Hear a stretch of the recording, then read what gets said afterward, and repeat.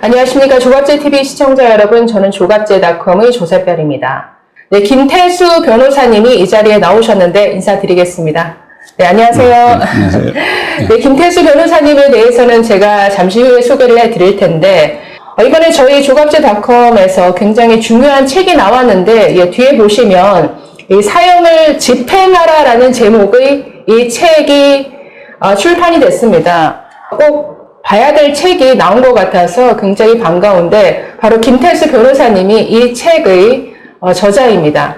자, 김태수 변호사님은 고려대 법학과를 졸업하시고 오랫동안 이제 변호사 활동을 하셨는데, 조선일보 고문 변호사로 계십니다. 그래서 아주 여러 건의 명예훼손 그 소송을 다루면서 이 언론의 자유와 한계에 대해서 아주 중요한 여러 가지 대법원 판례를 이끌어내신 분이고, 가장 유명한 사건으로는 이승복 사건 잘 아시죠? 나는 공산당이 싫어요. 이 한마디에 아주 무장공구에게 무참하게 죽임을 당했던 그 이승복 사건과 관련해서 99년 이후부터 아주 법적 공방이 있었습니다. 이 좌파 세력들이 이승복 사건은 조작되었다 이렇게 주장하는 바람에 조선일보와 7년여간의 법정 공방을 벌였는데, 그 끝에 그 승소를 이끌어냈던, 그래서 이승복 사건의 진실을 지켜내는데 아주 중요한 역할을 하셨던 김태수 변호사님이 이 책을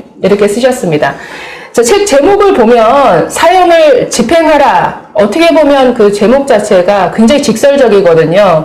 뭐 사형에 찬성한다 이렇게 뭐 할 수도 있겠는데, 사형을 집행하라라는 이 제목을 붙였다라는 것은 사형이 지금 집행이 안 되고 있다라는 현실을 말하시는 거겠죠. 네. 그래서 이 책을 이런 제목으로 이렇게 쓰시게 된 사실 이유가 가장 먼저 궁금한데요. 그 이유가 뭘까요? 책을 보면은 제가 왜 이 책을 썼는지 나오지 않겠습니까? 사실 이 책이 이제 제 1장에 해당하는 사형수로부터 날아든 소장이라는 부분이 사실은 이 책을 쓰게 된 그런 하나의 어떤 계기라고 할 텐데, 이 책을 처음 쓰게 되기 시작한 것은 2014년도부터입니다. 그래서 지금 발행 시점으로 보면은 8년이나 지났기 때문에 꽤 오래된 건데, 당시 그 2014년도에 대한민국의 사형수 한 명이 묻지마 소송을 마구 남발하고 있었습니다. 이 국가기관을 상대로 하고 또 언론사들을 상대로 해서 소송을 남발하면서 또 이기기도 했어요. 일부 이기기도 해가지고 재미를 붙인 거죠. 우리 그 시청자분들이 기억하는 이름일지는 모르겠는데, 정성현이라는 자입니다. 네, 사형수 정성현. 그 크리스마스 날 8살, 10살 먹은 여자의 2명을 납치해가지고 법원에서 무죄 판결이 일부 나오긴 했습니다만은, 이제 그 강간 부분에 대해서는 무죄가 나오긴 했습니다만은, 강제로 성추행하고 애들의 목숨을 빼앗고 또 8토막, 10토막으로 이렇게 애들을 토막살인해서 이 사체를 유기한, 또 그 범죄가 다도 아니고요. 사실은 또 노래방 도우미 한 분은 또 무참하게 그 목숨을 뺏고 토막을 내서 또 안매장한 극단의 이 범죄자인데, 이자가 그 언론사 상대로 소송하는데 재미 붙여가지고 소송을 제기하는데, 저도 그 소송 중에 한 3건 정도를 이자와 같이 했었습니다. 그래서 도저히 이런 살인자의 시체를 우리 국민들은 알까라는 그런 생각에서 쓰기 시작했던 겁니다. 지금 말씀하신 그 사형수 정성현 얘기를 지금 하셨습니다. 이 책에도 언급되어 있는데, 말씀하셨지만 크리스마스에 2 여자아이, 불과 나이가 10살 그리고 8살이었습니다. 이 2 여자아이를 집으로 끌고 가서 정말 입에 담지 못할 이런 강제 추행이라고 해야 될까요? 거의 강간 미수라고. 글쎄요, 현장을 본 사람이 없기 때문에. 그리고 이제 애들의 그 사체가 이제 한 애는 야산에 안매장을 했는데, 원래 그 범죄자들 특징이 그렇지만 야산에 안매장 하려면은 막 삽질을 해야 되잖아요. 근데 그게 크리스마스 날이다 보니까 땅이 딱딱해가지고 안매장 하다가, 아우, 꼭 이렇게까지 해야 되겠나 해서 하천에다 또 하나는 버린 거예요. 그래서 그 애를 네. 하천에 안 버렸으면 아마 완전 범죄가 됐을지도 모릅니다. 네. 그 하천에 이제 버려진 아이가 더 어린 아이인데 그 아이의 이제 그래서 그 하천에 이제 버리는 바람에 네. 신체 일부는 또 찾지도 못했어요. 그래서 그러니까 지금 2명의 여자 아이를 데려다가 강제 추행, 강간 미수, 글쎄 여기에는 뭐 어디까지 인정할 부분인지는 판단이 달랐습니다만은 어쨌든 두 아이를 잔인하게 죽였습니다. 거기다가 사체를 톱으로 네 거의 이 양날톱이죠. 네. 예, 그 목재소에서 흔히 쓰는 네. 양날톱. 그러니까 토막 살인을 한 거죠. 그러니까 살인을 하고 토막을 낸 거죠. 시신을 토막을 내서 네, 거의 훼손시키고 안매장하고 그래서 결국 뭐 이 외에도 여러 가지 범죄가 있었는데 이런 잔인한 범죄 사실 그 공소장이라든가 판결문을 보면 사실 처음부터 끝까지 읽어내기도 사실은 끔찍한 이런 범죄였는데 이런 범죄를 저지른 사형수가 자신의 명예를 훼손했다고 여러 언론사들을 고소했던 당사자가 이 정성현. 그렇습니다. 네. 심지어는 한 그 지역신문 기자는 살인마 정성현이라고 썼는데 네. 살인마라는 표현이 자기 명예를 훼손했다고 형사고소까지 했었습니다. 해당 기자를. 그러니까 아니 사형수가 훼손당할 명예가 있나요? 그 인정이 되나요? 다 명예는 다 누구든지 가지고 있죠.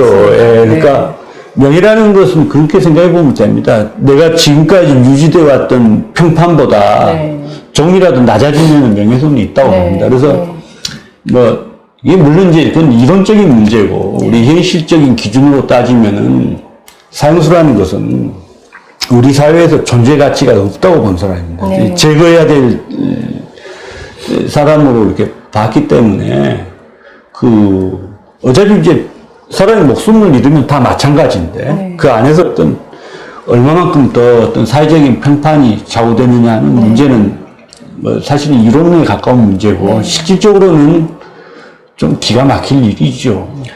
네, 어쨌든 그런 범죄자와 실질적으로 법정에서 그 명예훼손 소송을 통해서 실질적으로 그 범죄자를 보시고 또 이 글로서도 옮길 만큼 그 범죄자의 어떤 행태에 대해서 정말 분노가 이르셔서 분노 정도가 아니죠. 그러니까 그 정성현이라는 자의 주장을 한마디로 말하면은 어린애들 목을 눌러서 질식사한 것과 차로 친 것 사이에 무슨 차이가 있느냐. 그 이양 사람이 죽었으면은 어차피 더 이상 사람이 아닌데 그 물건이 가까운 건데 그거 톱질 좀 했다고 해서 뭐가 그렇게 이 잘못된 거냐. 자기는 애들을 고의로 죽인 게 아니라 질식을 유발시켜서 죽였기 때문에 10년 정도 과하다. 교통사고로 사람 둘 쳤다고 이렇게 사형 선고한 나라가 어디 있느냐. 마찬가지로 교통사고 수준의 이런 이 살인행위에 대해서 나는 지금 너무 오래 살고 있다. 이게 이자의 한마디로 주장입니다. 그런 주장을 자기 입으로 나와서 합니다. 우리 국민들이 제일 모르고 있는 게 사이코패스는 정신병자일 거라는 생각입니다. 그렇지 않습니다. 사이코패스는 보통 사람보다 훨씬 합리적인 사람입니다. 그러니까 우리 뭐 좀 말이 길어질 것 같은데 우리 이성의 영역과 감성의 영역을 좀 알아야 돼요. 우리 이성의 영역은 바로 수정이 됩니다. 그래서 우리가 2 더하기 2는 5였다고 알았던 사람이 수학 선생님의 친절한 설명을 듣고 2 더하기 2는 4라는 것을 알았다 그러면은 2 더하기 2는 5였다는 그 생각은 순식간에 바뀝니다. 그 과거의 일이 되고 거기에 대해서 집착하지도 않아요. 그렇지만 뭐 저같이 이제 부모님이 다 돌아가신 분들은 그 감정이라는 게 오늘부로 슬픔을 끝내겠다고 해서 되는 게 아닙니다. 잊어먹고 있다가도 오늘같이 이 비가 오는 날 또 때때로 어떤 사소한 일상에서 부모님을 생각하게 하는 어떤 추억들을 보는 순간 폭발하듯이 감정이 올라오죠. 그 감정이라는 것은 이것이 인위적으로 제약이 되는 게 아니에요. 네. 근데 반면에 이성적인 생각들은 그게 어떤 오류가 나타났을 때 바로바로 수정이 돼요. 네. 사이코패스들은 모든 사회 현상을 이성적으로 보는 사람들입니다. 사람을 죽인 것에 대한 죄책감, 거기에 대한 어떤 트라우마 이런 게 머릿속에 없는 사람들이에요. 이 교과서를 다음 장으로 넘기듯 과거의 살인에 대한 것들을 깨끗이 죽는 사람들입니다. 그러면 당연히 피해자가 느낄 고통이나 이런 것에 대해서도 전혀 뭐 공감이 안 되겠네요. 당연합니다. 네. 제가 앞에서 설명드렸다시피, 사이코패스들은 모든 걸 이성적인 눈으로 본 네. 사람입니다. 우리가 이 책장을 넘기듯이 과거의 기억을 깨끗이 지우는 사람들이에요. 네. 그래서 사이코패스를 정신병자와 이렇게 동일시하는 게 사회 일반의 관점인데, 네. 실질적으로는 사이코패스 중에서는 무슨 환청을 듣거나 망상을 하거나 이런 사람은 없습니다. 네. 오히려 굉장히 명료하고 말도 잘합니다. 대표적인 게 정성현 같은 경우인데, 그런 극악한 범죄자가 저지르는 말투는 어떨까? 굉장히 차분하고요. 굉장히 냉정하고 논리적입니다. 그래서 이 법정 안에서도 공부를 많이 한 모양이에요. 네. 그래서 무슨 자백의 보강법칙이니 무슨 형사소송법 이야기 그리고 대한민국 헌법의 원칙들이 법정에서 주저리 읊어대더라고요. 네. 그래서 사이코패스는 뭔가 정신 이상이 있을 것 같은 생각, 그건 잘못된 생각이라는 걸 좀 말씀드리고 싶습니다. 네, 다행히 그 정성인이 수많은 명예훼손 소송을 남발했지만 다행히 이 김태수 변호사님에 의해서 좌절이 됐습니다. 승소를 하셨기 때문에. 자, 어쨌든 이 책으로 좀 돌아가서 사형을 집행하라라는 책에 대해서 잠시만 간단하게 소개를 해드리면 이 제목 그대로입니다. 사형을 집행하라. 왜? 사형이 집행이 안 되고 있기 때문이죠. 우리나라는 사형 제도도 있고 사형 선고도 내렸습니다. 문제는 사형 선고를 받은 사형수들에 대해서 집행이 되지 않고 있다는 것이죠. 지금 마지막으로 사형 집행된 게 97년 12월 30일 네, 되어 있는데 그러면 98년이니까 지금 거의 뭐 20년 넘게 25년 정도 됐죠. 25년 가까이 사형 집행이 전혀 안 되고 있다는 겁니다. 자, 2015년 1월 현재 우리나라 지금 집행이 되지 않은 그 사형 확정자 숫자가 총 58명입니다. 58명. 지금 김영삼 정부 때까지 사형 집행이 이루어졌는데 김대중 정부 때부터 지금 사형 집행이 전혀 안 되고 있다라는 거죠. 자, 그래서 이 책은 그 현실에 대해서 아주 적나라하게 고발하고 있습니다. 자, 그러면 사형 집행이 되지 않음으로써 지금 어떤 일이 일어나고 있는지가 중요한 것이죠. 이 사형수들은 깜방에서 정말 왕노릇하면서 이렇게 정말 명예훼손 소송까지 하는 이런 활개를 치고 있는데 반면에 그 사형수에게 정말 죽임을 당한 그 가족들의 유가족들은 정말 그들의 영혼이 다 파괴가 되고 가정이 파탄이 나고 자살하고 그러니까 너무나 이 사형수들의 처지와 그 죽임을 당한 피해자 가족들의 처지가 너무나 대비된다라는 겁니다. 이 사형수들 우리가 주는 세금으로 호의호식하고 살고 있는 동안 이 피해자 가족들은 철저하게 그 개인이 가정이 파탄나는 이런 환경 속에서 고통 속에 살아가고 있는데 이게 과연 정당한 것이냐 이 책을 통해서 묻고 있는 것 같습니다. 그리고 이 책에는 그 사형수들이 대체 어떤 범죄를 저질러서 사형을 받았는지에 대해서 아주 여러 케이스들을 얘기하고 있습니다. 그래서 이 책을 읽고 있으면 대체 어떻게 이런 자들을 살려둘 수 있는가라는 생각이 자연스럽게 들게 되는데 그런 사형수들의 케이스 그리고 실제 사형 집행장에서 벌어지는 일들 반면에 이런 사형수들을 정말 아주 때로는 마치 영웅처럼 이 시대의 희생양인 양 아주 미화를 해서 어떤 사형은 폐지되어야 한다. 마치 억울하게 사형을 언도받은 사람인 것처럼 이들을 포장해서 어떤 사형을 폐지해야 된다는 이런 여론몰이에 활용하는 정말 사형 폐지론자들이 우리 사회에 있습니다. 대표적으로 종교로는 천주교가 대표적이고 공지영 같은 이런 뭐 지식인들도 있고 여러 가지 시민단체, 인권단체들이 있습니다. 이들이 사형 폐지를 주장하는데 그들의 주장이 얼마나 허구적이고 얼마나 위선적인지가 이 책에서 또한 지적하고 있습니다. 그리고 뒷부분에는 각 나라마다 이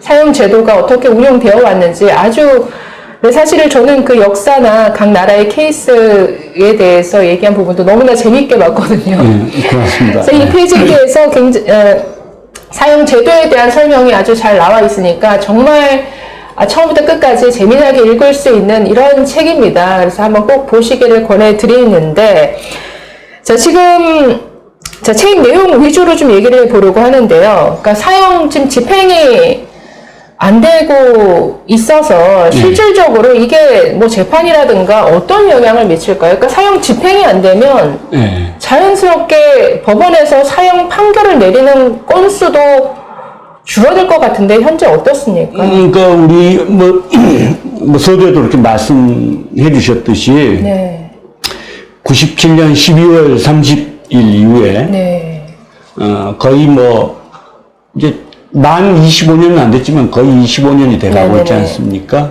그러니까 보통 10년 이상 이제 사형을 집행하지 않으면은 실질적 사형 폐지국 뭐 이런 말을 듣게 되는데 우리나라는 강산이 2번 바뀌고 또 한 5년이 달도록 사형 집행이 안 되고 있기 때문에 굳이 분류하자면은 우리나라도 사형 제도는 두고 있지만 집행은 안 하는 나라. 그러니까 실질적 사형 폐지국이 되고 있죠. 근데 뭐 왜 그랬는지는 뭐 솔직히 저는 잘 모르겠습니다. 이게 YS 그러니까 우리 김영삼 대통령 같은 경우에는 활발하게 사형을 집행하셨습니다. 그리고 이제 특히 97년 12월 30일은 이 다음 정부가 결정된 이유입니다. 그렇죠? 선거가 뭐 정확한 기억은 잘 못하겠는데 한 12월 19일쯤 있지 않았습니까? 그렇죠. 선거가 끝난 이유죠. 그때 뭐 제가 들은 바에 의하면은 사형수들이 환호를 질렀답니다. 왜냐하면은 차기 대통령이 이 당신 자신도 과거에 사형수였던 분이 사형 당할 뻔했다가 사형 당할 뻔했던 분이 대통령이 되기 때문에 우리도 살았다 하고 그 환호를 질렀다는 그런 이야기가 있더라고요. 그런데 아시다시피 사람이 그 잃을 게 없는 사람이 제일 무서운 사람입니다. 그래서 잃을 게 많은 사람들은 함부로 행동을 못하죠. 그래서 그 뭐 흔히 범죄 현장에서 듣는 얘기로는 이제 막 그 조직폭력배 같은 경우에도 이제 막 이 조직폭력배에 대비한 그래서 세상 물정 하도 모르는 애들한테 칼을 쥐어주면 제일 위험하다는 거죠. 아무나 막 가서 찌르니까. 마찬가지로 사형수가 그런 신분의 사람인데 그렇기 때문에 사형수 한 명을 케어하기가 굉장히 힘이 듭니다. 이 수치적으로 정확한 비율인지는 모르겠지만 사형수 한 명을 이렇게 이 관리 감독하는 게 일반 재소자 100명 관리 감독하는 것보다 더 힘들대요. 또 실제로 말썽도 많이 일으키고 그래서 이게 대한민국 교도소마다 사형수가 가득가득 차기 시작하면은 교정 행정도 굉장히 어려워지죠. 그리고 이 교도소에서 근무하시는 분들만 힘든 게 아니고요. 그 사형수랑 한 방을 같이 쓰게 되는 일반 재소자들도 굉장히 피해를 봅니다. 그래서 이제 YS가 다음 DJ 정부에 부담을 덜어드리고 또 교정 행정에도 어떤 사실은 뭐 손에 피 묻히는 거 임기 막판까지 손에 피 묻히는 게 쉽지는 않은 일이었는데 저는 뭐 그분의 어떤 정치 스타일이 굉장히 화끈한 면이 있었잖아요. 금융실명제도 그렇고 뭐 하나의 해산도 그렇고 또 과거 이 전임자들에 대한 형사처벌도 그렇고 어떤 그분다운 결단이었다고 생각을 합니다. 자, 그런데 어쨌든 사형수들이 환호를 부른 결과대로 지금 된 거죠. 김대중 정부 이후에 지금 사형 집행이 전혀 안 되고 있어서 자, 그러면 사형 집행이 안 되는 것까지는 이해한다 치고 그것 때문에 정말 사형을 선고받아야 할 범죄자가 예. 사형 어떤 결과를 피하는 이런 것도 있다라고 보시는 지금 인식적으로 다 그렇습니다. 그러니까 네. 최근에 우리가 이제 기억나는 사건들만 뭐 예를 들자면은 오원춘이라는 자 있지 않습니까? 네네네. 일면식도 없이 그 귀갓길에 젊은 여성을 납치해서 네. 성폭행을 하고 완전히 358조각인가 제 기억은 그렇습니다만은 마치 정말 그 사람에 대한 어떤 그것은 물론 사람은 한 명 죽었을 뿐입니다만은 첫째는 묻지마 살인이에요. 네. 범행에 동기가 없는 살인입니다. 그럼에도 불구하고 너무너무 잔혹해요. 네. 인간에 대한 어떤 존엄성이라고는 초도 없습니다. 그리고 또 하나, 이게 아마 이제 2심에서 이 오원춘이한테 이 사형이 선고된 이유가 그걸 텐데, 이게 마치 꼭 저는 현장은 못 봤습니다만은, 인육을 이렇게 네, 그렇게 먹으려는 것 같은, 네, 보였다라고 그게 보도가 있었던 있었죠. 모양이에요. 네. 그런데, 이 어떤 살인이라는 행위 자체가 물론 뭐 용서받기 힘든 행위지만 그 살인이라는 게 근친상간이라든지 아니면 인육을 이렇게 먹는 용도라든지 네.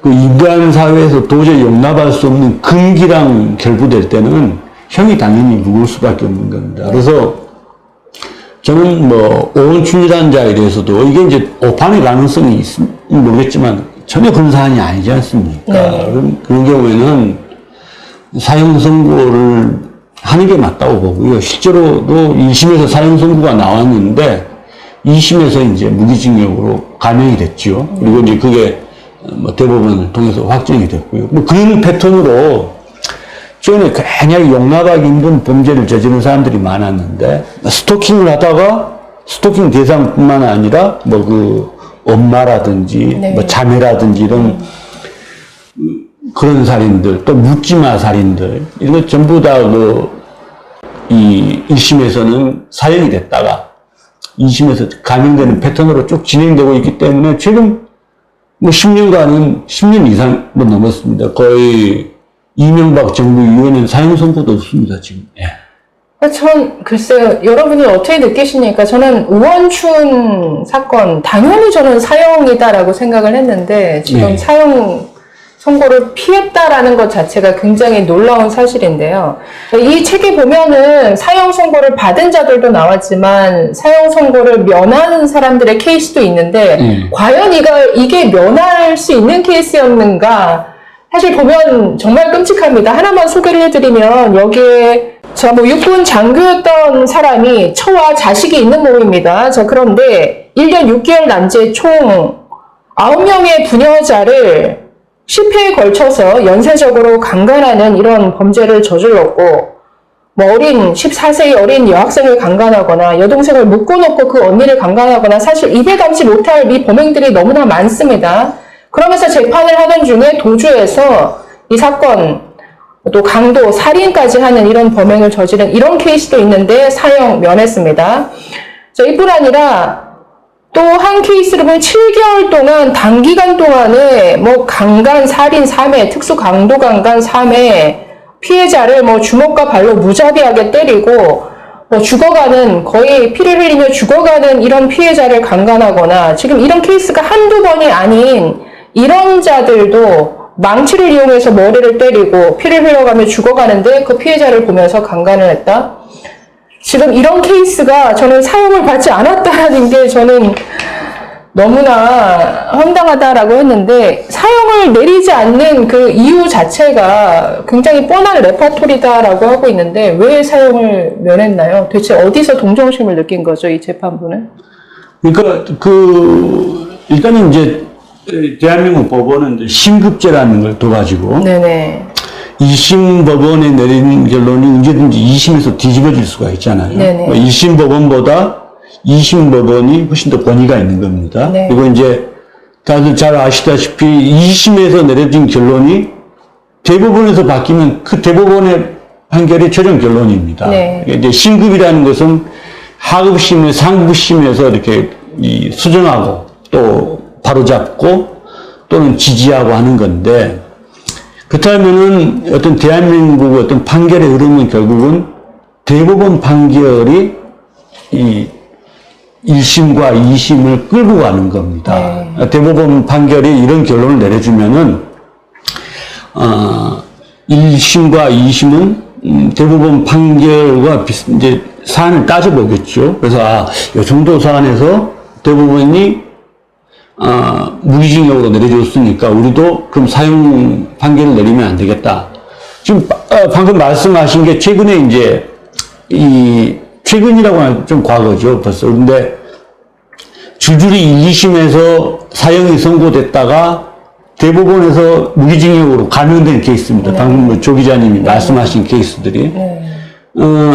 예전에는 달랐어요. 이 판결이 이제 한 90년대 중반부터 이게, 90년대 후반부터 이게 이제 대법원에 추세가 됐는데, 예전에는 1심과 2심에서 사형이 선고된 판결은 대부분 그 결론을 존중해 줬습니다. 네. 그러니까 대법원 가면은 원심을 유지하는 선에서 끝이 났는데 네.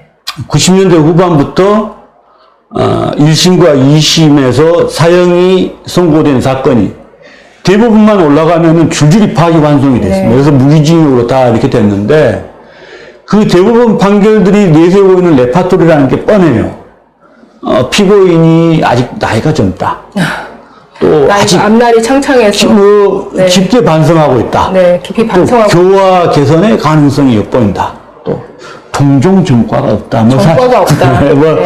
동종 전과 이런 것 때문에 줄줄이 파기를 했는데 뭔가 어려운 환경에서 자라났다. 네. 고생만 했다. 네. 젊다. 네. 전과가 없다. 깊이 반성하고 있다. 고등학교까지 나왔다. 이런 네. 내용들인데 이게 1, 2심 판결들이 사실은 이제 사형을 내릴 정도가 되면은 이게 단독 판사의 관할은 아니고요. 네. 이 합의부 관할이 되는데 이 합의부라는 것은 3명의 이 판사 아닙니까? 그리고 사형 선고를 내릴 때 판사들이 제일 신경을 쓰는 게 양형 인자입니다. 네. 이 사람이 어떻게 살아왔고 어떻게 범행을 저질렀고 그러니까 범죄 자체에 의한 정상 또 이 사람이 어떤 삶에 의한 그 삶의 과정 속에서 볼 수 있는 정상 여러 가지 정상을 쭉 따지게 됐는데 사실심 판사 3명이 장기간의 재판을 하면서 또 법정 태도를 보면서 어렵게 내린 결론이 사형이에요. 그건 2심도 마찬가지입니다. 또 3명이 이 피고인을 법정에서 오랫동안 보면서 이자한테는 그럼에도 불구하고 사형을 할 수밖에 없겠다. 네. 그런데 아시다시피 대법원은 법률심입니다. 네. 이 피고인 불러놓고 재판하는 게 아니에요. 네. 서류만 보고 재판합니다. 서류만 보면 대법원이 뭘 어떻게 알아서 이 사람은 개선할 가능성이 있다고 그러네요. 6명이 내린 1, 2심 6명의 판사가 내린 결론을 뒤집겠습니까? 이건 대법원이 사형을 앞으로 선고하지 않겠다는 뜻입니다. 네. 예. 그럼에도 불구하고 정성현 같은 자는 어쩔 수가 없었겠죠. 그래서 너무나 잔인해서. 예, 최근에 그 대법원에서 나온 가장 제가 어떤 그 공정성에 의심을 가면 안 되기 때문에 네. 그 최근 마지막 순으로 나란히 3건의 사형 판결은 책에 소개를 했습니다. 네. 한번 보시면은 네. 그럴만하구나 라는 생각을 하실 겁니다. 마지막으로 네. 사형 선고를 받은 사람이 이향열인가요? 이향열? 제일 마지막으로는 이제 이 오정군이라는 우리 보성어부 사건 아마 다들 많이 언론에 나와서 알겠지만 뭐 한두 명 죽인 게 아니죠. 이분이 이제 네. 범죄는 이분이 더 먼저예요. 네. 오정근 씨가 더 먼저인데 이분은 이분 사건이 그 2010년도에 헌법재판소 위원 네. 여부를 가리는 그 위원 제청 사건이 이 오정근 씨 사건입니다. 네. 그리고 범행 일씨는 더 뒤인 이양열이는 이제 그 이양열 씨는 선고 자체는 먼저 났습니다. 범행은 나중인데 그 헌법 재판 때문에 이게 지연이 돼가지고 최종적으로는 보성호고 오정근이고 네. 범행 일시나 1심 판결 기준으로 하면은 이양열이 가장 마지막이고 그렇습니다. 네. 지금 이게 선고가 내려지기 2010년 정도면 지금 네. 거의 10년 넘게 네.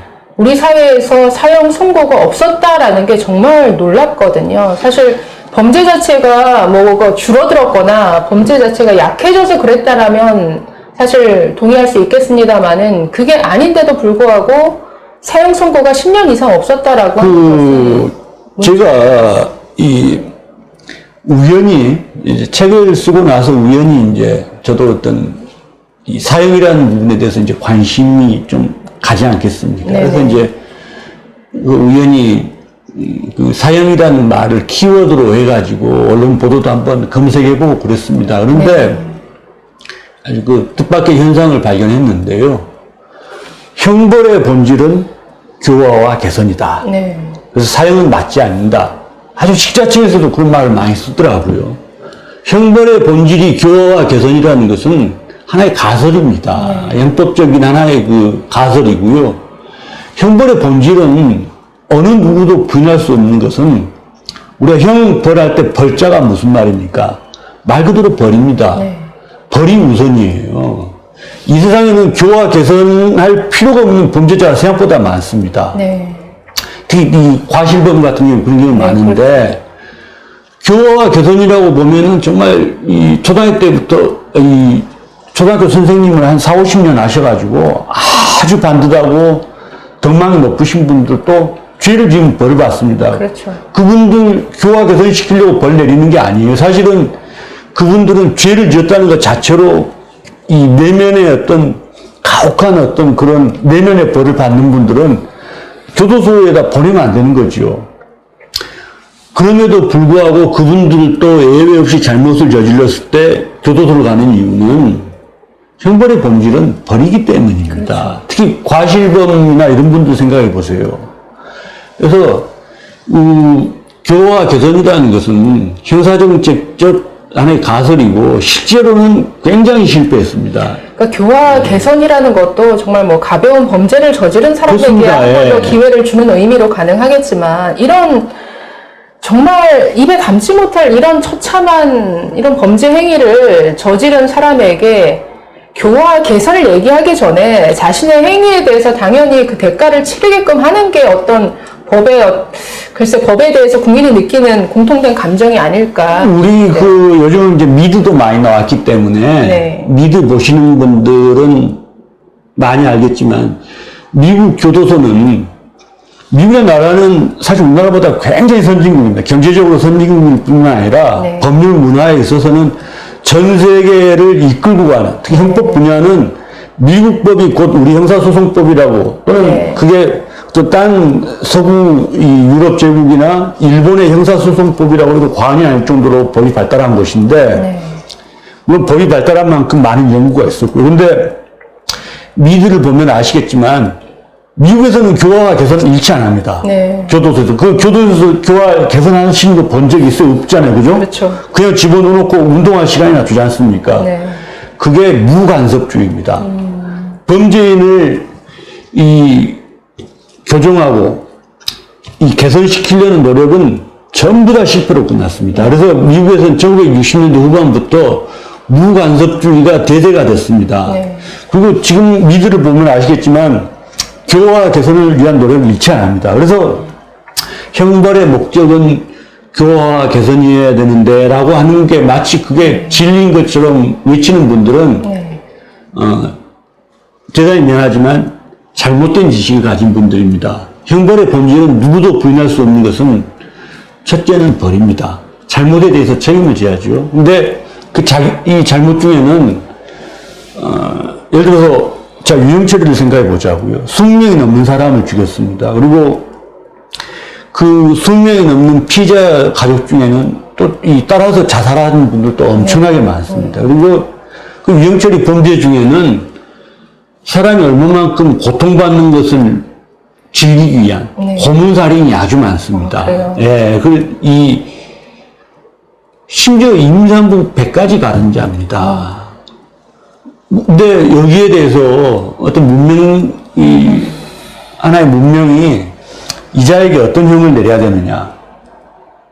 그 부분을 생각할 때 사형 말고 다른 형이 있을 수가 있나요? 제가 이 책을 보면서 느꼈던 건 뭐냐면 우리가 간단하게 살인이다. 강간이다, 폭행이다. 사실 이렇게 간단하게 표현되지만 그 내용, 구체적인 그 범죄 행각들을 들여다보면 이게 사람으로서 할 짓인가라는 생각이 들 정도로 너무나 처참하고, 제가 만약에 부모 입장에서 딸 아이를 이렇게 잃었다라고 하면은 저는 그냥 법이고 뭐고 그냥 제가 가서 찌를 것 같다라는 이런 생각도 사실은 했었거든요. 그러니까 피해자와 그 가족들이 겪는 고통이라는 거는 사실은 말도 못하고, 지금 그 유영철은 여전히 살아있죠. 교도소에서 살아있고. 뭐 성인 잡지도 보고 했었지 않습니까? 얼마 전에 뭐 성인 잡지를 반입해서. 예, 일본 것도 네. 이 시중에서 구하기 힘든 일본 잡지도 보고 했다는 네. 그런 파동이 한 10년 된 것 같습니다만은 한번 문제가 네. 또 된 적도 있었죠. 그런데 예. 그 유영철에게 가족을 잃은 그 가족들의 케이스가 여기 잠깐 실려 있는데, 이 책에 보면 네 형제 중에 큰 형이 유영철에 의해서 살해가 됐는데 그 나머지 3명의 인생이 완전히 파탄이 났습니다. 그 4명 중에 2명이 자살을 했더라고요. 네. 그 가족 중에 그 어떤 고통을 이기질 못해서 형의 죽음을 보고 굉장히 아주 의외가 돈독하고 아주 고생하면서 이렇게 자란 그 4형제 중에 큰형이 이렇게 살해를, 죽임을 당한 이후에 2형제가 자살을 했고, 1명도 거의 뭐 가정의 파탄이 나서 정말 자기도 똑같이 어떤 누군가를 죽이고 싶은 이런 충동을 느끼면서 살아가고 있다. 이런 그 고백을 봤는데. 사실 그래서 저는 이제 어떤 우리 사회라는 거, 네. 또 우리가 살고 있는 공동체라는 관점에서 네. 이 책을 많이 쓰게 된 하나의 원인이었는데요. 그 뭐 다들 기억나실지 모르겠습니다만은 멕시코에서 한 시골 마을에서 이 젊은 대학생 40명이 갑자기 증발이 돼버렸어요. 네. 근데 시체도 못 찾았죠. 가해자로 추정되는 사람은 있습니다. 마약 갱단이. 네. 이 젊은이들은 무슨 마약 갱단의 심기를 얼마나 건드렸는지 모르겠지만, 네. 아주 무참하게 살해를 하고 흔적도 없어졌죠. 근데 잘 아시다시피 남미 제국은 전 세계에서 가장 먼저 사형을 폐지한 나라입니다. 자, 누군가는 이 복수심에 피가 끓였단 말이에요. 네. 근데 그 복수를 해소할 방법이 없기 때문에 사적인 첫째는 보복이 이루어집니다. 그리고 이 남미, 특히 멕시코 같은 경우에도 범죄 조직으로부터 자신을 보호할 수가 없기 때문에 또 자신의 복수를 위해서 자경단들이 마을마다 이렇게 구성이 되더라고요. 네. 그러면은 공동체의 법 질서는 깨진다는 얘기입니다. 심지어 오히려 범죄자들이 치안을 책임지고 또 사람들을 보호하는 뭐 이런 것까지 있더라고요. 이렇게 되면은 결국 가장 피해를 보는 사람은 무장할 능력이 없는 사람들입니다. 네. 어느 사회나 법 질서가 깨지면은 가난한 사람, 소외된 사람, 힘없는 사람이 제일 큰 피해를 봅니다. 그래서 우리는 법 질서가 아주 무르고 누구든지 생명의 소중함을 이야기하는 이런 환한 세상에 행복을 가져다 줄 거라고 이렇게 믿고 있지만 실제로는 그렇지 않습니다. 남미의 그 살인사건율은 우리 한국 사회보다 100배가 높아요. 이 웬만한 도시가 하루에 7번씩 살인사건이 발생하기도 합니다. 이 사형제를 그래서 제일 먼저 없앤 남미가 그래서 천국이 됐나요? 그게 아니지 않습니까? 그래서 이런 현실의 부분에 대해서 좀 이야기를 하고 싶었습니다. 네, 이게 중요한 부분이네요. 어쨌든 사형이 폐지된 나라에서 일어나는 이런 범죄의 증가. 그리고 사실 사형이라는 정말 이 법질서가 엄정하게 집행되지 않음으로써 이게 오히려 어떤 사적인 어떤 보복이나 이런 것들을 부추길 수 있다라는 면에서 이거는 굉장히 큰 문제인 것 같습니다. 문제는 지금 이 사형제 폐지를 둘러싼 이 재판이 3번째 지금 일어나고 있다라는 것이고, 지금 참 불안하게 느껴지는 부분은 이 사형제가 지금 그동안 2번 합헌 결정이 내려져서 지금 사형제가 유지가 되고 있습니다. 집행은 되지 않고 있습니다만, 그러나 이게 그 결정되는 비율을 보니까 참 아슬아슬해요. 첫 번째는 7대2로 합헌 결정이 났는데, 두 번째 재판에서는 2010년 5대4. 그러니까 한 사람만 더 돌아섰으면 이게 우연 결정이 나는 거였나요? 2010년 5대4는 합헌이 5고, 합헌이 5. 네. 위원이 4였으니까, 네. 합헌이 한 분 차이로, 헌법재판관 한 분 차이로 근소하게 우위를 점했던 거죠. 예. 그런데 이게 세 번째 지금 재판이 열리고 있고, 지금 헌법재판소 구성 인원이 9명입니까? 9명입니다. 9명 중에서 어떤 이 법령이, 이제 법이 위헌이라는 판단을 받으려면은 9명의 재판관 중에서 6분 이상이 위헌이라고 선언을 해야 됩니다. 근데 아시다시피 그 지금 헌법재판소를 구성하고 있는 그 9분의 재판관 중에서 5분은 그 어떤 그 인사청문 절차에서 명시적으로 사형 폐지를 하겠다는 입장을 밝히신 바가 있습니다. 그럼 벌써 5표가 지금 5표는 위헌이라고 보고 있다고 봐야겠네요. 물론 이제 그 항상 이제 법관의 어떤 양심을 이야기할 때는 이 어떤 개인적 양심 혹은 종교적 양심과 직업적 양심을 엄격하게 구분을 합니다. 그러니까 내가 이제 아주 독실한 가톨릭 신자고, 그래서 어떤 면에서도 사형은 옳지 않다고 생각을 하더라도 가령 이제 예를 들어서 뭐 정성현이 같은 살인자를 봤을 때 또 우리 형법에 사형이라는 규정이 있는 한에 있어서는 내 종교적 신념과 무관하게 직업적으로 또 과거에 했던 어떤 선례들에 비추어 이 사람한테는 사형을 선고하지 않으면 안 되겠구나 하는 그런 직업적 양심에 따라서 선고를 하게 될 텐데, 저는 뭐 헌법재판관의 어떤 그 청문회에서 밝힌 게 직업적인 양심인지 아니면은 뭐 개인적인 어떤 정치적 혹은 종교적 소신인지는 모르겠습니다만은 어쨌든 5분이 그 사형은 폐지돼야 된다는 입장을 밝혔기 때문에 지금 이제 나머지 4분 중에서 한 분만 그분들 입장에 가담하게 되면은 6대3으로 이제 위헌이 날 수도 있습니다. 굉장히 참 불안한 이런 느낌이 드네요. 어쨌든 이 사형제 계속 유지가 되어야 되는데라는 생각이 책을 보면은 절로 듭니다. 왜냐하면 이들의 범행이 너무나 끔찍하고 그 피해자들이 받은 고통이 너무나 크기 때문에, 자, 그럼에도 불구하고 지금 사형을 폐지해야 된다라는 이런 목소리가 계속 높아져 왔기 때문에 지금 3번째나 이렇게 재판이 이루어지고 있는데, 저는 이해가 안 되는 것이, 자, 사형 제도도 있고 사형 선고도 내려지는데 집행이 안 된다. 이 현실도 참 답답하지만, 이게 사형을 폐지하라라는 이게 뭔가 국민적 여론이 높아져서 이런 3번째 이런 어떤 재판까지 이루어지면 모르겠는데, 여론조사하면 국민들은 대부분 이 사형제 찬성하거든요. 제가 정확한 비율을 말할까요? 그러니까 사형은 집행돼야 된다, 집행까지 해야 된다가 국민 80%의 여론입니다. 그리고 한 10% 정도가 10% 정도가 먼 미래는 폐지돼야 되겠지만 지금 당장은 아니다. 이게 가장 최근에 나온 2018년도 조사를 지금 말씀드리는 겁니다. 2018년도, 그러니까 2018년도에 국가인권위원회에서 했던 조사. 2018년도 국가인권위원회 조사에서 제일 대규모 조사죠. 뭐 개인이 그 정도 비용을 들여서 할 수는 없는 거고, 국가인권위원회에서 한 건데 사형을 폐지해야 된다 여론이 4.4%입니다. 근데 여기서 주의해야 될 대목이 있어요. 언젠가는 폐지해야 되지만 지금은 아니다라는 것은 이게 존치론이지 폐지론이 아닙니다.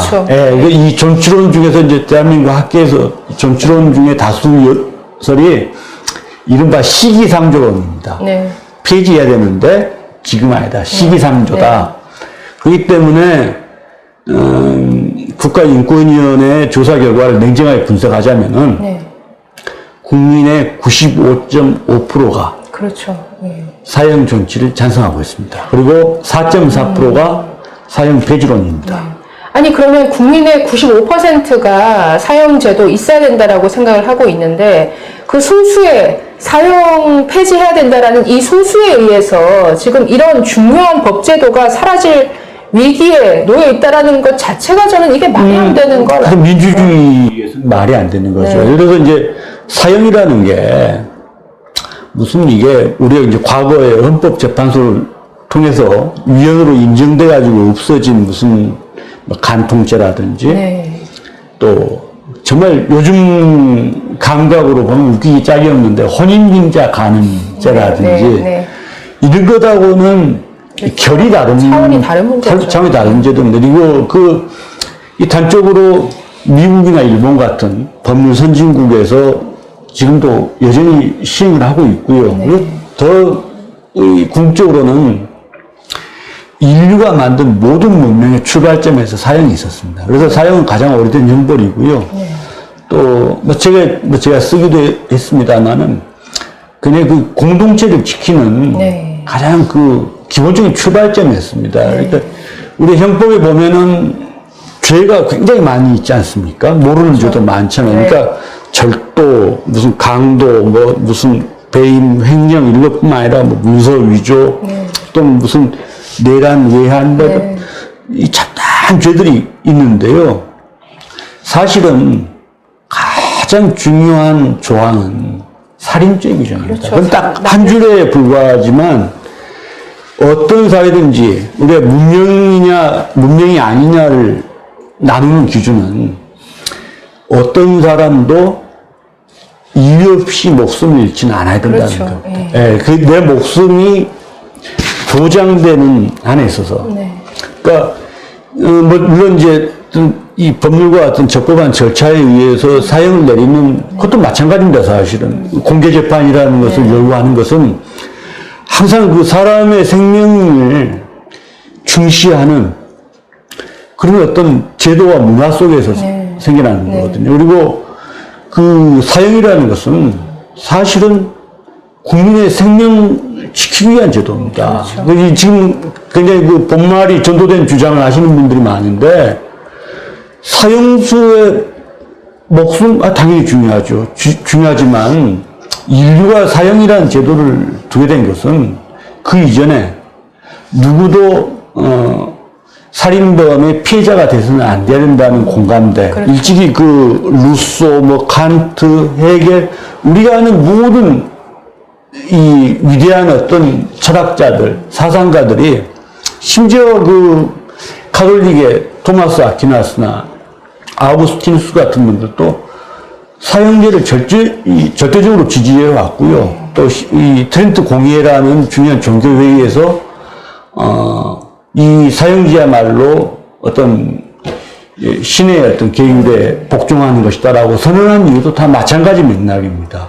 예. 그러니까 사형 제도라는 게 뭐 어느 인류 사회를 막론하고 또 시대를 막론하고 사실은 인류가 시작된 일에 있어 왔던 자연스러운 제도고 사실은 인간 사회에서 뭐 가장 중요한 게 어쨌든 다른 것 다 차치하고 생명이기 때문에 그렇습니다. 예. 남의 생명을 빼앗은 것 자체는 그 살인을 저지르는 데 있어서도 얼마나 잔인한 방법으로 그 사람의 생명을 빼앗았는가 거기에 따라서 똑같은 형벌을 줌으로써 어떤 그 사회의 어떤 공동체를 유지한다라는 건 너무나 중요한 문제인데 이게 흔들림 없이 계속 지속되어 왔던 하나의 전통이라는 거죠, 사실은. 사실은 그래서 이 사형제의 어떤 그 사회 자체의 정당성에 관해서는 대부분의 문명 국가에서 생각보다 의심을 품지 않습니다. 아니, 이 책에도 소개되어 있지만 서양에서 행했던 어떤 사형 제도의 방식을 보면 너무나 잔인하더라고요.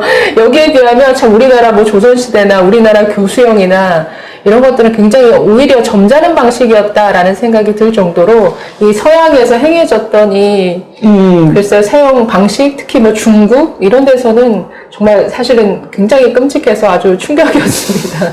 자, 자연스럽게 그럼에도 불구하고 지금 사형 폐지론자들이 이렇게 목소리를 높이는데 굉장히 그들의 어떤 논리라는 게 너무나 위선적이다라는 부분이 많이 이렇게 지적이 되어 왔습니다. 사실 뭐 사형 폐지론자들의 어떤 글쎄요 뭐 그 주장의 배경이랄까요? 그들의 레파토리를 보면은 이 사형수의 범죄는 뭐 개인의 일탈, 개인의 잘못이긴 하지만 뭔가 이 사회의 어떤 구조적 모순 때문이다. 뭐 이런 주장이 가장 많은 것 같고, 그렇기 때문에 그를 범죄자로 만든 이 사회를 먼저 바꿔야 된다. 그 다음 뭐 인간이 다른 인간의 생명을 빼앗을 권리가 있느냐, 이건 신의 영역이다. 네. 뭐 이런 식의 주장을 많이 하는 것 같은데 어떻습니까? 뭐 사실은 이제 사형 폐기론자들이 제일 입에 이제 그 달고 살다시피 하는 그런 농도를 이렇게 쭉 말씀해 주셨는데요. 환경, 뭐 당연히 영향이 있겠죠. 네. 예, 뭐 이 실제로 이제 지금 교도소에 있는 분들 보면은 대부분 가난한 사람들입니다. 네. 그러니까 뭐 이제 예전에 이제 중세에서는 이 자살도 일종의 어떤 자기 목숨을 살인하는 것 이런 범죄 일종으로 봤는데 네. 우리 자살자들 보면 대부분 뭐 얼마 전에 우리 충격을 준 그 완도 실종 가족도 마찬가지고 네네. 경제적 어려움이 자살의 원인이 되잖아요. 범죄도 똑같습니다. 네. 대부분 이제 먹고 살기가 힘든 분들이 특히 이제 이 범죄 중에서 제일 많은 부분을 차지하는 게 공분범이라 그래가지고요. 그러니까 예전에 뭐 소매치기니 뭐 또 이렇게 이 시시한 어떤 그런 좀도둑들 또 뭐 회사 돈을 조금씩 또 음식점에서 이제 그 카운터를 보시는 분이 돈 뺏고 이런 것들은 이제 대체로 이제 그 공분범의 영역인데 이분들이 교도소에 있는 재소자 중에서는 제일 많죠. 네. 근데 살인이라는 어떤 이런 이제 극악의 범죄에서 그걸 어떤 환경론에 이렇게 되면은 우리도 책임이 있다. 네. 듣기는 좋은 얘기입니다만은 사실 맞지는 않는 얘기입니다. 예를 들어서 제가 가령 이렇게 말했다고 치자고요. 살인자는 타고난다. 네. 어쩔 수 없는 놈들이 있다, 이 세상에는. 네. 이러면은 마치 나치의 그 우생학을 대하듯 네. 엄청난 비난이 쏟아질 겁니다. 네. 그렇게 느끼는 범죄자들이 굉장히 많지만 우리 사회도, 우리나라에도요. 네. 그 입 밖에 못 꺼내요. 그렇죠. 우리 사회는 금기되는 말들이 있습니다. 네. 그 중에 하나가 저놈은 낳을 때부터 살인자였어. 피가 달라. 이런 말을 하면은 아주 비난을 받는데 네. 쟤는 정말 착한 애야. 그런데 환경이 쟤를 저렇게 만들었어 하면은 박수를 받습니다. 듣기 좋은 말이니까요. 근데 그걸 아셨으면 좋겠습니다. 나치의 그 우생학이 지배하던 시절, 그 열등한 이 우수한 아리안 민족이 열등한 유대 민족을 수용소에 놓고 죽인 것, 엄청난 숫자가 죽었지 않습니까? 네. 그 홀로코스트에서. 네. 그거 못지않게 환경을 우선시하는 사람에 의해서 사람이 죽어나간 게 훨씬 많습니다. 대표적인 게 구소련과 중공입니다. 네. 공산주의가 뭡니까? 공산주의에서는 범죄가 안 나야 됩니다. 왜냐면은 그렇죠. 다 똑같이 나눠 가지면은 네. 범죄가 일어날 일이 뭐 있느냐. 네. 누가 소외를 당합니까? 사실 소외에 대한 어떤 반격으로 시작된 게 공산주의고요. 공산주의는 환경을 통해서 인간을 개조할 수 있다고 믿기 때문에 네. 인류가 엄청난 실험을 했습니다. 네. 그야말로 환경 결정론의 하이라이트고 환경 결정론의 가장 아름다운 결실이 공산주의인데 네. 그 세상이 아름다웠습니까? 다 실패했잖아요. 네네. 더 이상 사람이 살 수 없는 이보다 더한 지옥이 될 수가 없었던 게 공산주의였는데 네. 그래서 우리는 환경 결정론자들의 그 입에 달린 달콤한 말에 왜 속으면 안 된다. 그래서 실제로 미국의 그 위대한 학자들은 환경 결정론을 한 개인의 일탈을 변호하는 데 사용된 가장 우스꽝스러운 주장이라고 폄하하고 있습니다. 아니 나쁜 환경에서 살면은 사람을 고문시켜서 막 죽입니까? 8살, 10살짜리 어린애 몸에 톱을 갖다 댈 수 있어요? 그 환경하고 아무 상관이 없는데, 그게 환경 결정론 나왔으니까, 뭐 제가 하나 좀 이야기 드려주는데 괜찮겠어요? 네네. 마침 이제 헌법재판소 이 공개 변론을 앞두고, CBS의 오창익의 창인가 뭐 하는 프로그램에서 그 사형제는 폐지는 지금도 너무 늦었다. 네. 하면서 마침 제 책에도 나오는 김용재 네. 마지막 사형수 김용재 이야기를 하더라고요. 안 그래도 김용재 얘기를 꺼내려고 했는데 지금 어쨌든 사형 폐지론자들이 뭔가 이 사형수들의 범죄는 뭔가 개인의 잘못도 있지만 사회가 만든 이런 구조적 네. 문제다. 그 대표적인 케이스를 삼는 사람이 김용재죠. 글쎄요, 그래서 천주교 쪽에서는 그렇죠. 네, 예. 김용재라는 이 사형수를 굉장히 포장하고 미화시키고 이게 지금 책으로도 나온 인물 그 주인공이 그렇죠. 마지막 사형수라는 책으로 나왔는데 네. 그 오창익의 창문을 이렇게 들어보니까 그런 말을 해요. 시력이 잘 안 좋아서 네. 삶에 대한 의욕을 잃은 청년이다. 이 청년이 혼자 자살하려고 했는데 네. 재수없이 어린애가 치여서 죽었다. 네. 그러니까 정작 죽은 것은 어린애였다. 교통사고였다. 그 몇 명 죽었다는 말도 없습니다. 네. 정작 죽은 것은 어린아이였다. 그런데 이게 아주 그 고약한 경찰과 법원에 의해서 네. 묻지마 살인 범죄자로 몰려서 네. 또 이 돈이 없어서 좋은 변호사를 선임 못해서 억울하게 사형을 당했다. 네. 이 말을 태연하게 늘어놓으면서 사형을 폐지된다라는 그런 이제 방송을 제가 들었는데요.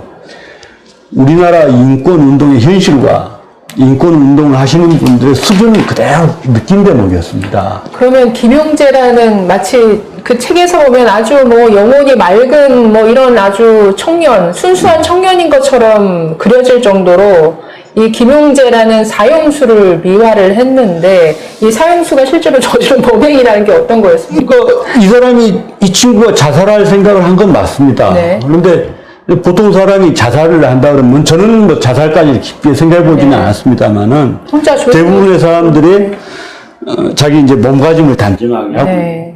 그리고 이제 죽거나 네. 또는 아무튼 남한테 피해를 안 끼치게 죽지 않습니까? 네. 근데 이 청년은 20살짜리 청년이 보통 사람과는 정반대 생각을 합니다. 어떻게 하면은 행복한 놈들을 한 놈이라도 더 죽이고 자기도 죽을까? 네.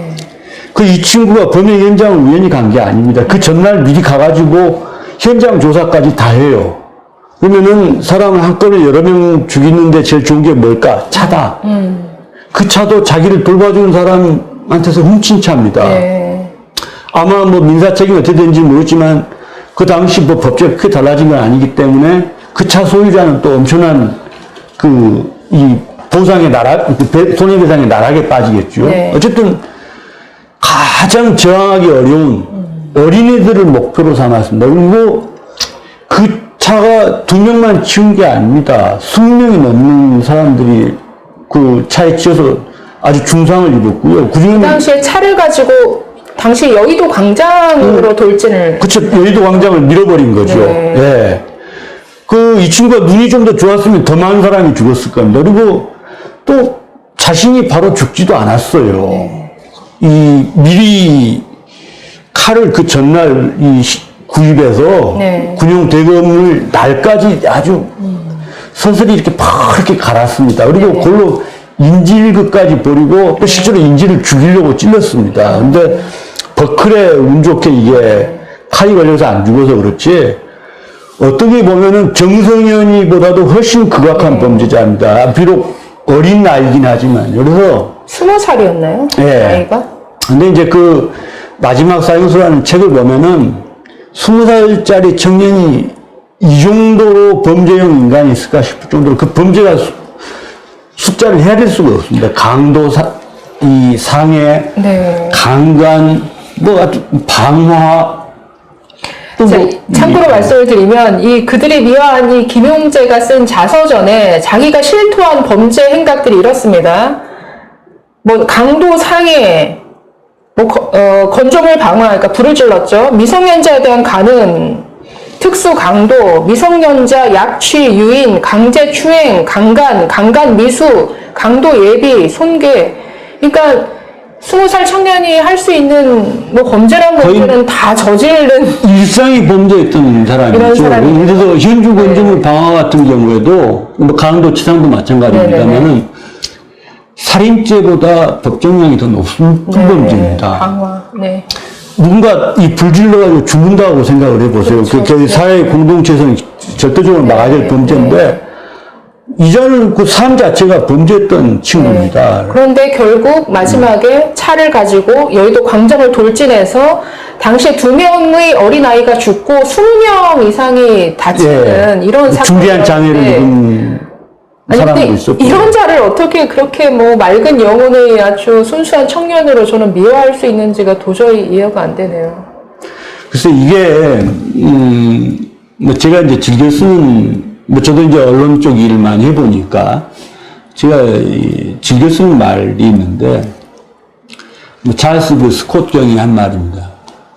의견은 자유지만 사실은 신성하다. 이건 이제 저 같은 법률가, 그리고 또 이제 기자같이 사실을 쫓는 사람들이 꼭 그 지켜야 될 수칙인데, 우리가 이제 그 사형제 문제를 두고서도 전치론과 폐지론, 이건 하나의 의견입니다.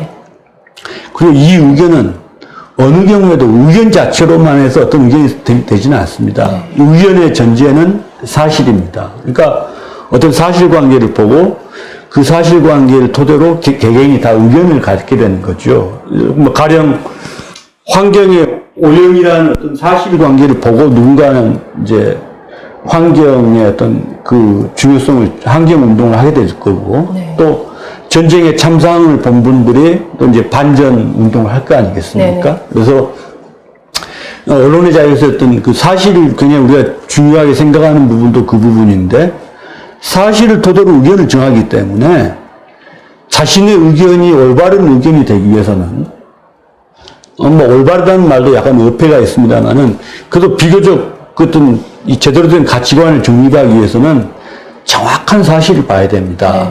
저는 우리 사회에서, 우리 사회가 어떤 진영 논리가 지배하는 사회이기도 하지만, 굉장히 그 사실을 보는 게 어떤 객관적인 있는 그대로가 아니라 자신이 보고자 하는 사실만 보는 분들 굉장히 많이 보는데요.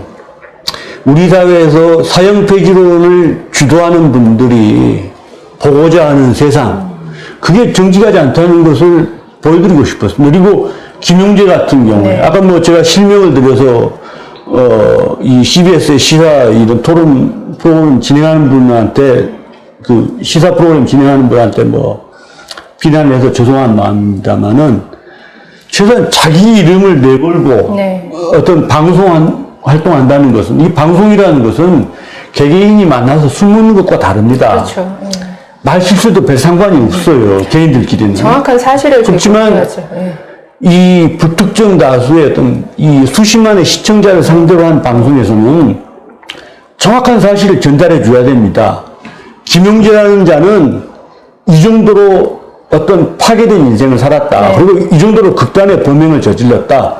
그럼에도 불구하고 우리는 이 자에 대해서 과연 이 사형수의 목숨으로 죗값을 치르는 게 맞는가를 고민해보자. 정직하게 접근해야 됩니다. 왜 미워하면서.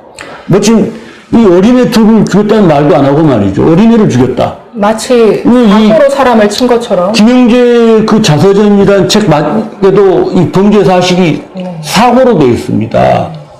살인이거든요. 그것도 아주 묻지마 살인이고 아주 끔찍한 범죄인데, 이 사고로 그 재수없이 뭐 아이들이 죽은 것처럼, 그래서 교통사고 하나 때문에 사형수된 것처럼 이렇게 써놨어요.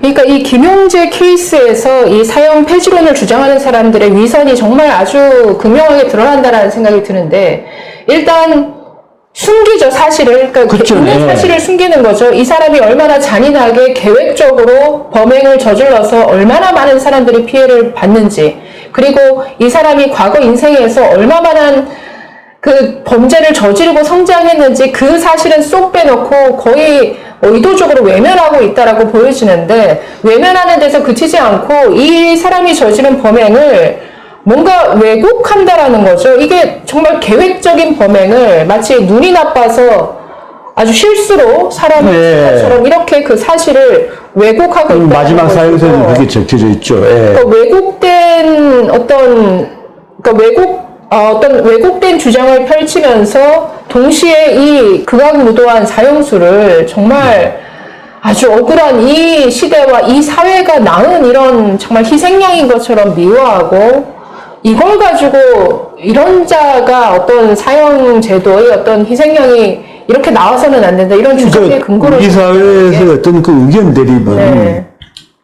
의견은 자유지만 사실은 신성해야 됩니다. 그러니까 같은 패턴이라는 생각이 드네요. 그러니까 사형 폐지론이나 그 광우병 선동이나 똑같이 사실을 왜곡하고 왜곡된 정보를 가지고 선동을 하는 그런 면들이 많이 그것도 있습니다. 아주 소수가 지금 그 여론을 이끌어가면서 선동을 하고 있다라는데 뭐 두 가지 부분에 있어서 공통점이 있는 것 같습니다. 지금 전 국민의 거의 95%가 찬성하고 있는 이 사형제를 폐지해야 된다라고 주창하는데 그 근거가 되는 어떤 논거, 그 사실들이 거의 왜곡된 정보라는 거. 이게 굉장히 사실은 그게 대단치도 않은 논리예요. 그러니까 인간의 생명을 주신 것은 신인데 왜 신의 영역을 인간이 건드느냐는 뭐 근데 사실은 이제 대표적으로 이제 이게 그 생명윤리라고 하는 가톨릭에서 나온 논리인데. 그러니까 저는 이해가 안 되는 게, 자, 사형 폐지론자들이 뭐 이렇게 위선적이다. 근데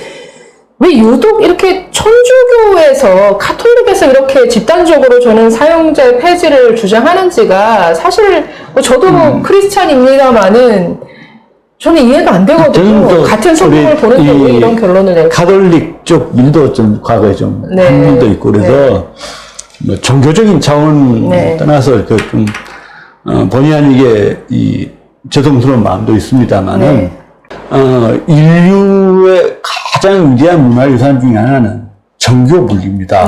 그래서 그렇죠. 미국 건국의 아버지들이 존경받고 있는 이유 중에 하나도 정치와 종교를 분리했기 때문입니다. 그리고 정치와 종교를 분리하는 경우에 이것도 또한 죄송스러운 말입니다만은 세상은 평화를 찾습니다.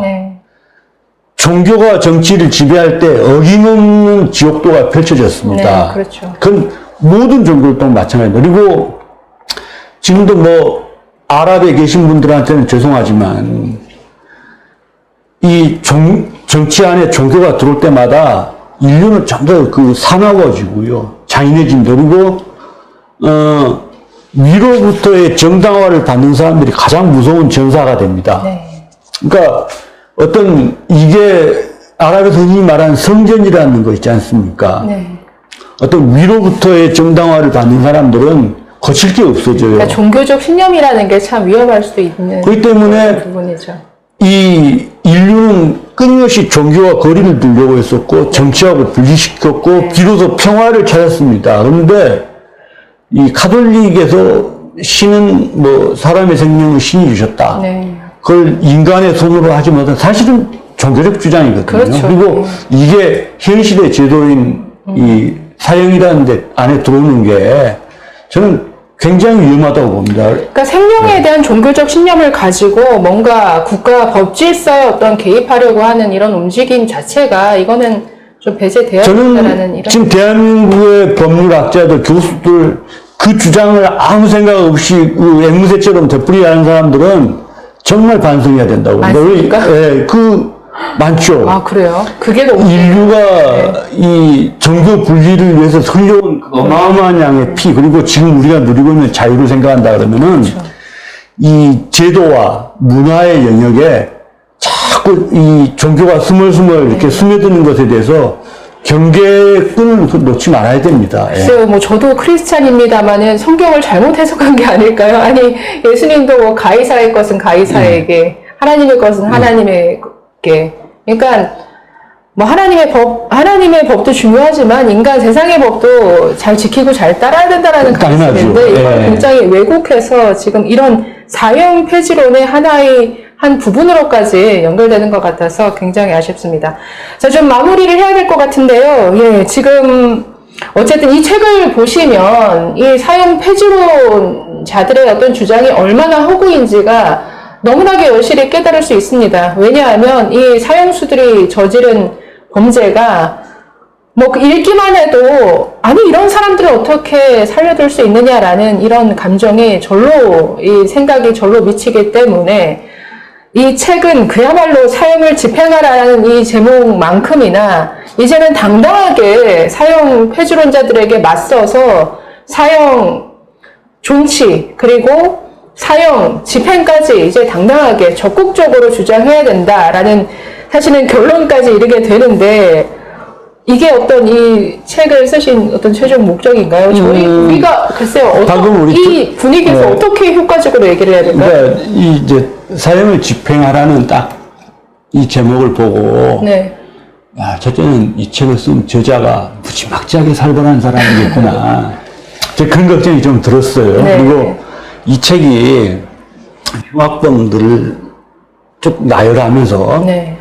이런 놈들 어떻게 살려둡니까? 라는 구호에만 이렇게 치중된 책으로 보일까봐 그 정도 좀 걱정이었습니다. 사실 뭐 이 책 제목, 뭐 책에서도 약간 그 제목이 지어진 과정이 좀 나오긴 하는데, 저 개인적으로는, 물론 이제 누가 사형을 받는가라는 부분을 비롯해서 이제 사형수들 얘기가 나오는 부분도 있지만, 책 내용이 그게 다는 아니잖아요. 그렇죠. 그래서, 좀 더, 저, 개인적으로는, 좀 문학적인 제목이 달렸으면 어땠을까 싶었는데. 아니요, 이 책은 자극적이지 않습니다. 사형을 집행하라라는 이 주장이 정말 자연스럽게 나올 수 있도록 아주 정교하게 뭐 역사라든가 어떤 법 철학이라든가 이런 케이스라든가 아주 정교하게 그 내용을 다루고 있기 때문에 정말 정교하게 쌓아올린 어떤 그 논리와 어떤 근거 속에서 자연스럽게 사형을 집행하라라는 이런 목소리가 나올 수 있게끔 만드는 책인 것 같아요. 그래서 이제 책 제목은 사실은 본문을 먼저 써놓고 제목을 나중에 이제 단셈인데, 조갑재 대표님하고 회의를 하는데 그분이 그 사이드 스텝을 싫어하시는 분이잖아요. 그래서 저는 좀 더 문학적인 제목을 달아주시라고 부탁을 드렸는데, 야, 이 사이드 스텝 밟을 필요 뭐 있느냐? 쭉 직진하자 해서 그런 제목이 붙은 겁니다. 그런데 이게 확실하게 와닿는 것 같아요. 그렇습니까? 조 대표님 제목은 역시 잘 다시는 것 같습니다. 자, 마지막으로 한 가지만 질문 드리고 마칠게요. 왜 사형은 적극 집행되어야 할까요? 피해자 입장에서 한번 좀 정리를 해봐 주시겠습니까? 일단 뭐 헌법재판소가 뭐 조만간 위헌이라는 결정을 내려서 그게 법에서 사형이라는 부분들이 전부 다 도려내진다 그러면은 당연히 사형을 집행하라는 그런 말을 하기는 힘들겠죠. 그렇지만 두 번의 과거의 헌법재판소에서 사형은 합헌, 헌법재판소에서 그것도 다수 의견이 합헌이라는 결론을 내렸다는 것은 굉장히 중요한 의미가 있는 겁니다. 그리고 우리의 이 형법 규정에 사형 어떤 살인, 가령 살인사건 같은 경우에 사형까지 구할 수 있게 되어 있고요. 형사소송법이나 행행법에는 그 집행 절차까지 빠짐없이 되어 있습니다. 우린 법을 당연히 존중해야 되겠죠. 그게 이 법치질서의 출발인데, 우리 형사소송법에는 사형 판결이 확정된 날로부터 6월 이내 법무부 장관이 사형을 집행하게 돼 있어요. 그리고 법무부 장관이 사형을 명하면은 5일 이내 집행하게 돼 있습니다. 지금 헌법재판소에 의해서 합헌이 인정됐고 실정법으로서 법이 규정되어 있는데 이 법을 국가의 최고 이 법을 집행하시는 분들이 대놓고 어기고 있어요. 아주 이 대한민국 국민들의 숫자에 비하면 정말 그야말로 한 줌도 안 되는 사형수들에 의해서 대한민국 이 가장 중요한 법 중에 하나인 형법, 형사소송법 다 무시되고 있습니다. 이 국가가 먼저 나서서 법을 지키지 않는 사태가 지금 발생하고 있어요. 사형 폐지론자들은 이렇게 말합니다. 사형 집행했다고 해서 범죄 감소했다고 볼 만한 근거 하나도 없다. 저는 문제부터 이렇게 어떤 인권적인 이런 담론이나 어떤 정의에 관련된 문제를 논함에 있어서 실용적인 관점이 주요가 됐는지는 모르겠는데, 자, 이렇게 생각을 해보자고요. 우리나라에서 토막살인이라는 말이 처음 신문에 등장한 게 1965년도입니다. 그 유명한 춘천 호반 살인 사건인데요. 우리가 아는 토막 사건이 아니에요. 사람의 얼굴과 몸통을 분리시킨 데 불과한 사건입니다. 네. 그러니까 아주 보통 사람들이 법에 대한 지식이 전무하는 시대, 그리고 지금처럼 이 정보가 널리 교환되지 않은 시대에 어떤 강간범이 머리만 잘라서 딴 데다 버리면 누가 죽었는지 모르겠지? 이런 순진한 생각으로 이 얼굴과 몸통을 분리시킨 사건입니다. 그게 이제 토막살인이라는 말이 언론에 나왔고요. 이때 그 언론 신문에 일제히 해방 이후 가장 극악한 사건이 발생했다고 난리가 났습니다. 네. 그리고 이 범인을 쫓는 과정이 아주 생중계되다시피 했어요. 당시의 신문에. 네. 해방이 1945년에 일어났으니까 네. 20년 동안 일어난 사건 중에서 가장 잔인했던 사건이 네. 이 얼굴과 네. 머리와 몸통을 분리시킨 사건입니다.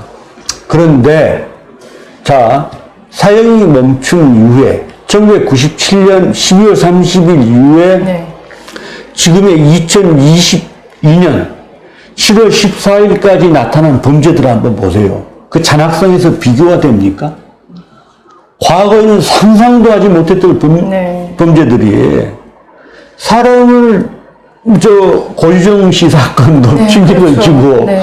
또 지금 오원춘이도 마찬가지지만 예전 기준으로 하면은 상상할 수 없을 만큼 악질적이고 그러니까 해방 잔인하고 예. 극악무도한 사건이고 극악무도한 사건들이 너무 자주 일어나는 너무 자주 일어나는 묻지마 살인 같은 게 네. 아무렇지 않게 일어나고요. 네. 사람 죽이는 게 별로 어렵지 않고 별로 무서운 일도 아니게 돼버렸어요. 그리고 무슨 법원에서 극악한 범죄자한테 징역 15년 선고하면서 중형을 선고했다라는 기사가 나옵니다. 사람들이 굉장히 무뎌졌어요. 사람을 죽이는 것에 대해서. 지금 이 사형폐지론자들이 사형폐지했다고 해서 뭐 범죄가 감소한다는 이런 뭐 통계적인 건 없습니다. 이런 말씀 하시기 전에 우리가 체감할 수 있는 이 사례들을 보시라고요. 굉장히 잔인해졌습니다. 예전도 물론 먹고 살기 힘들었을 때는 지금보다 범죄가 많았고요. 살인사건도 더 많았습니다. 근데 제가 드리고 싶은 말씀은 그겁니다. 인권이라는 게